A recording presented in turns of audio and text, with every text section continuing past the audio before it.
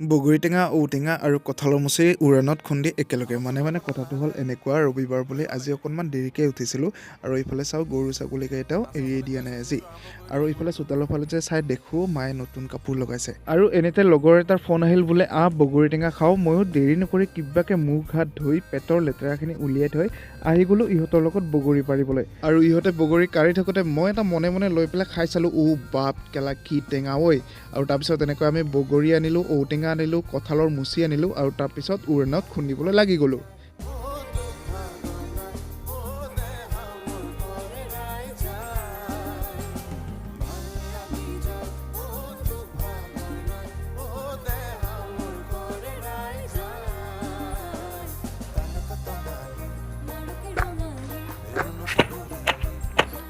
আৰু এনেকৈ বগৰী টেঙা, ঔটেঙা, কঁঠালৰ মুচি খুন্দি তাত সোৱাদ অনুসাৰে নিমখ জলকীয়া দি আমি ভগাই মেলি সকলোৱে খোৱাত ব্যস্ত হৈ গ'লোঁ।